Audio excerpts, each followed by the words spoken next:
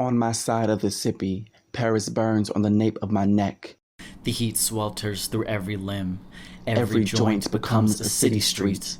The men in the city become a nightmare haunting the dreams of me. They come in packs, foaming at the mouth at my femme. They said this is not how a man should act, so I hide in the night. I stay hidden until the morning. Sometimes I look in the mirror and become something no one wants to look at. No man wants to see sweat glistening down the valley of my back. And even though their mouths water, they still want me dead. Still are waiting to hunt me when the moon is full, until I cascade into a fountain of crimson confetti. I stay inside most days, in fear of my last moment on the wrong side of the tracks, with my cheeks sharp and twinkling. Naomi walk in ghetto hips switching into a world of my hood is not ready to see. I don't know what man has engraved my name into his bullet. I don't know what casket will call me to become a puddle of glitter seeping into the gravel of a vacant building. On a good day, I become legendary. On a good day, I become an icon. I hang from silk and float like a plume of feathers. Sometimes the streets become a manufactured mansion made of gold and ivory just for me. My temple becomes a target for the masses. My temple becomes a hate crime, and the criminal becomes people who look like me. I have rebuilt myself time and time again. Now I'm afraid time is the man who has prayed against me. Sometimes I can't tell the difference between the slurs in my own name. I femme the biblical way, my lipstick trinity to this dress. My divine is always sacrifice in succession. My holy is an inheritance of this faggot blood. This lineage like my heels, shaking pavement till they come tear us apart. I could die any day now, but I survive always, despite an always looming God with a gun or a knife or an unmarked van. If I go, I'll be damned if I'm not the prettiest thing to pump this street. So I sequin the gown, put on my best earrings, make every alley my Eden. Every step is a rib I gut and birth into a new life. I am Mary, I am my own God. This heel I bury is proof no thorn is too heavy for me to carry. Today is no different. I walk the streets and fear no man.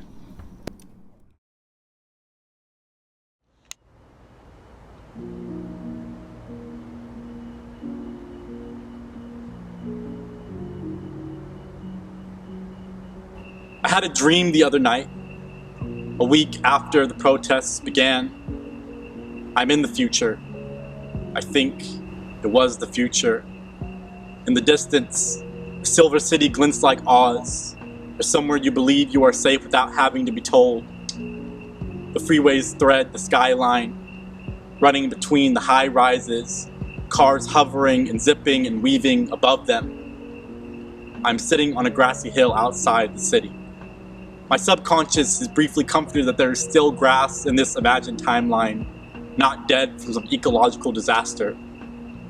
I'm sitting next to someone I think I love, though the face is shifting and otherwise unimportant.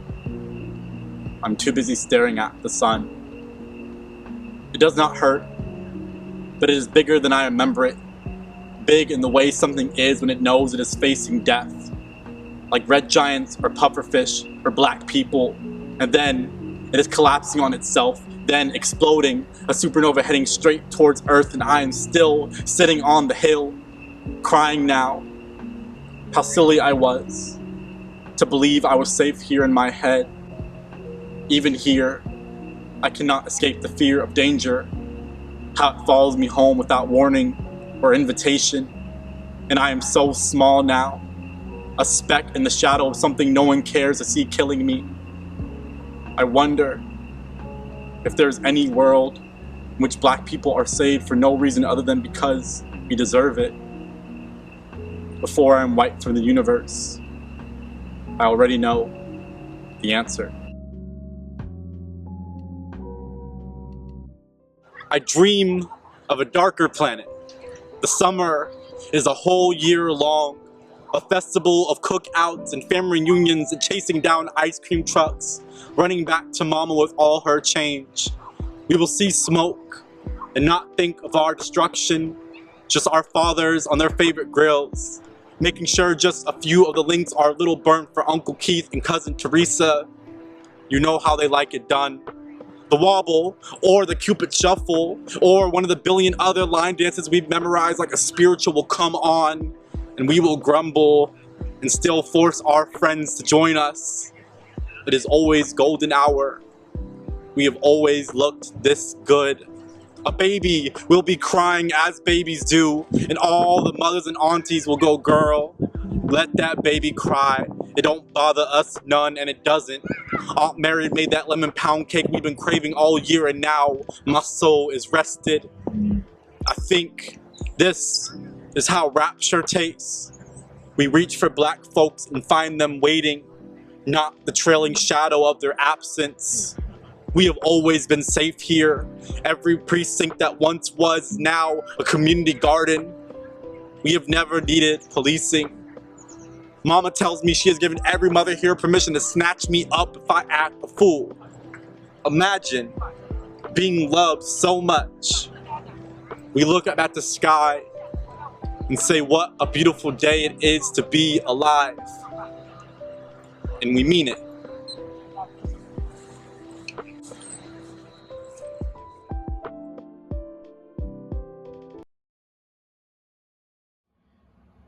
Make me your black queer teen idol, take one.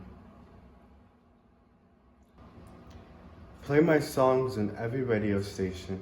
Let my voice loop in your ears, and the new headphones you purchased to hear the bass properly on my latest hit. Listen on your way to appointments, or sitting in traffic, while ignoring your partner. Remember my lyrics in the shower. Want so badly to see me in concert without my cover on Vogue at the liquor store. Don't purchase the magazine. Place it above your headboard. Draw me portraits, send me letters, friend requests my private Facebook. Let me be your lock screen. Let the world love me long enough to become its sweetheart. Be the black queer teen idol it has always needed. Don't let nobody pay me less. Deny me jobs or access. Witness me go platinum. The media will never edit me a lighter complexion. Never twist my words or censor them. Never put me down or fetishize me. Instead, will love me. Summer-soaked anthem blasted on makeshift phone cup stereos of every household. Let me be the first black queer teen to win a music award in every genre. Perform at the Super Bowl. Face plastered on backpacks and cereal boxes. Have my own perfume and shoe line. Let me be loved by your no longer homophobic father. Allow my mother to call and say sorry for not accepting me earlier. Have white cis gay men apologize for ever discriminating. Watch me switch hate to love with the first track on my album. Love me in North America. Love me in South America and Europe, Africa, Asia, Australia, everywhere I wasn't welcome. Love me while I'm alive when I'm not a headline. Love me as if I were your friend, like I'm your family. Love me like I'm your everything, but just so happen to be black and queer. Love that I'm proud to be a black queer. Make me your dark-skinned, afro-wearing, tongue-popping, high-heel strutting, black, queer, teen idol.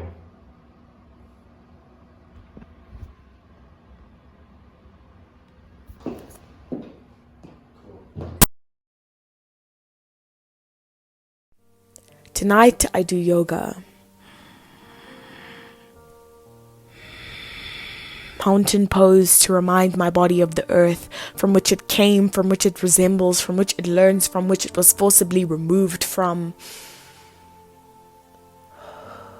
My spine wilts into a forward fold, as if the air around me has become autumn, then semi-rises as if temporarily spring, halfway lift, where my body becomes a figure 7, but also becomes the barrel of a gun. Tonight, I do yoga to celebrate the murder that has not visited my skin just yet, to remind my body that it is still alive when I reach my shavasana, what English might call corpse pose. The dialogue that exists between breath and body is the only thing that is convincing this black body of mine that it is still alive. How many black bodies like mine have laid down just like this, what the hospital might call a corpse, no pose, no permission to.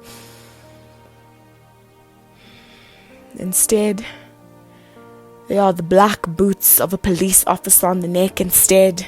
They are the idle hands of a man, and instead I cannot breathe. We cannot breathe. He cannot breathe. That is why we have to remember to. That is why I have to remind this black body of mine that it is still alive.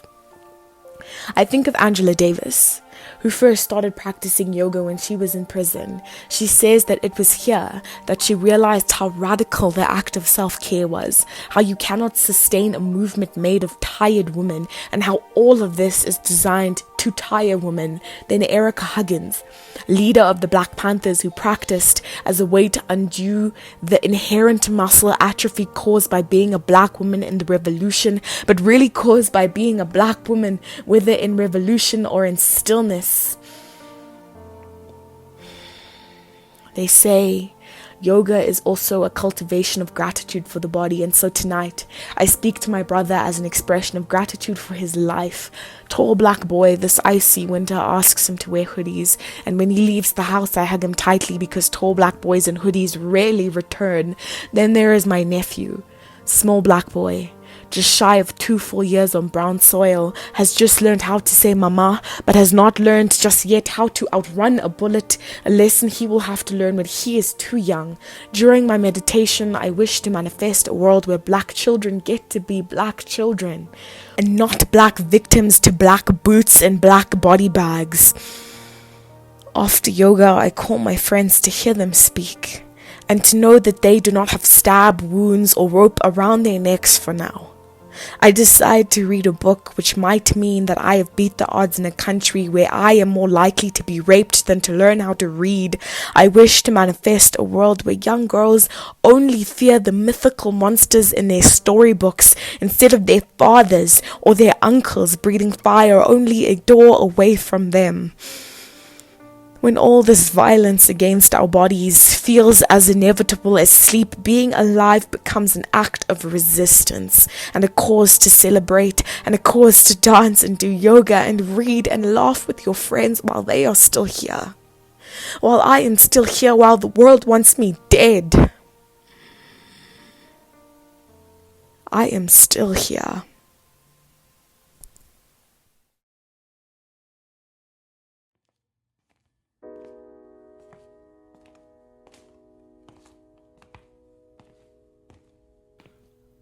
I have a bad habit of using random facts as a coping mechanism.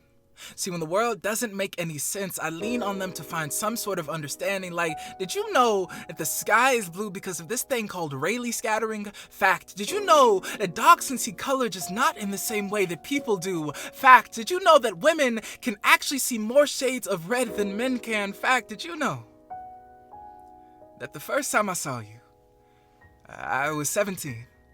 In desperate need of a lineup and a shave, and I guess some things never change. The first time that I saw you, it felt like for my entire life I'd only ever seen black and white, and this was the first time that my eyes had known color. The first time that I saw you,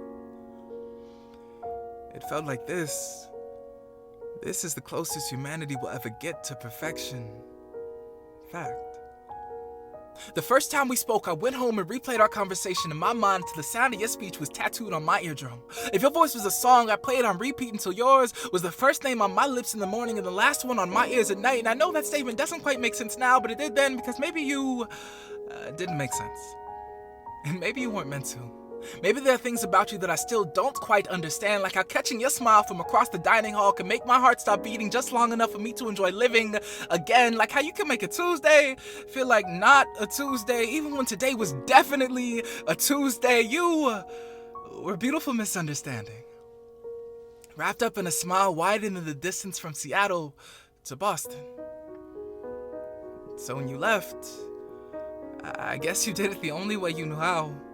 Without warning, leaving everyone around you trying to figure out what just happened. Did you know that the human body is about 70% water? Fact, when they fished you out of the river, your lungs were filled with more water than your body could handle. You died the way you were never meant to, alone, reaching out to the last pieces of your life as they floated away from you. The dead will never walk again. Fact, you will never walk again. Fact, the day of your memorial, I ran to a soundproof room, screamed my voice raw, found a piano and played the saddest song I know. But piano keys feel a little bit too much like bones, and it hurts to have death so close to my fingertips. So instead, I ran until my lungs burned, because something about you dying makes me feel like I'm drowning too.